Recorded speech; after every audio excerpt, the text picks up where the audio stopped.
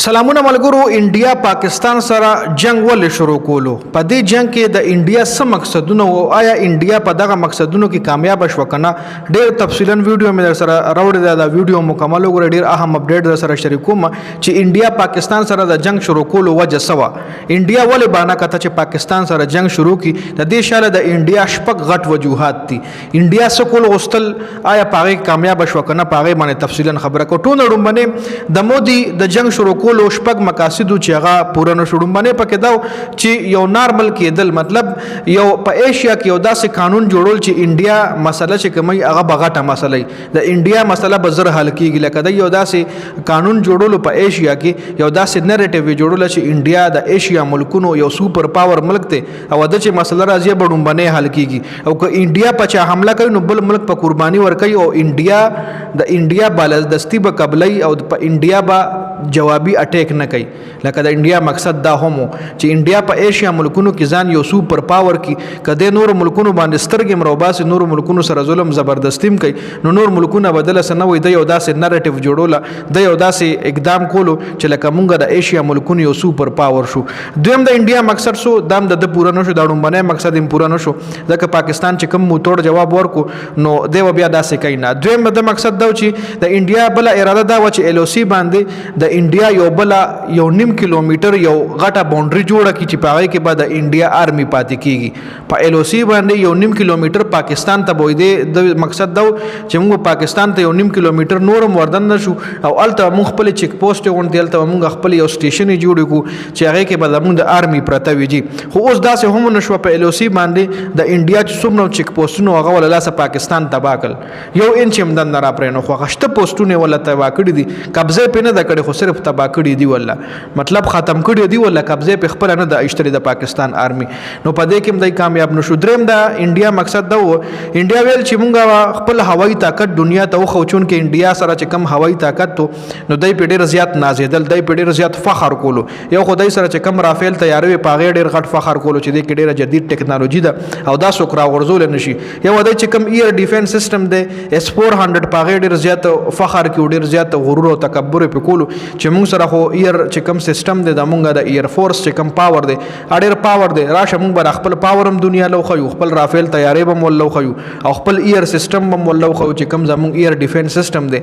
نو انډیا مقصد دا چې مونږ نه بد نور ملکونه یریږي نو غرافیل هم ول پاکستان رو غرزوله او اس 4 هوایي سیستم چې کومو دا غي ډیفنس ایر سیستم هغه ول هم پاکستان تبا کړی دی جی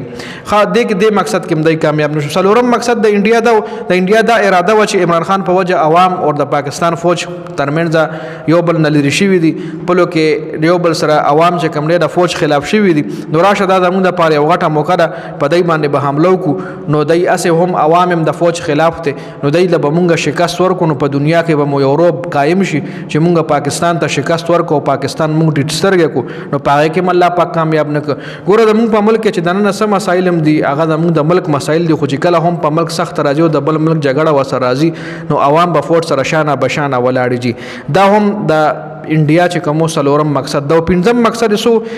مقصد د انډیا دا چې پاکستان به د دنیا نظرونو کې مونږ یو دهشتګرد ملک قرار کو ځکه رومبنای حمله چې کله انډیا په پاکستان باندې وکړه نو بیا یو پریس ریلیز جاری کو چې مونږ په پاکستان حمله وکړو مونږ د پاکستان املاک ولا د پاکستان چې کم مطلب زیونه د مونږ غیله نقصان نه دی ور کړي بلکې مونږ دهشتګرد تنظیمونه ټارګټ کړو مونږ چې کم زی وشتري د غزي کې دهشتګرد پاتې کېدل ادای مقصد دا چې مونږ به د پاکستان ټول دنیا په نظرونو کې یو دهشتګرد ملک قرار کو نو پاره کې هم کامیاب نشو ځکه دنیا ته کلیریفیکیشن وستو دنیا لا سره پاکستان نه د انډیا نه تاسو نه کول چې تاسو سره څه ثبوت ته چې پاکستان دهشتګرد ملک ته یا ته چې د مقبوضه کشمیر په کومه واقعیت دومره ګرم نو تاسو سره څه ثبوت ته چې دا پاکستان کړي نو هغه هم بیا انډیا سره ثبوت نو برش پغم مقصد د انډیا دا و چې پاکستان سره دوست ملکونه چې کوم دي دا ور سره وران کړي پاکستان سره دوست ملکونه سوکتي سعودي عرب د چاینا د ایران د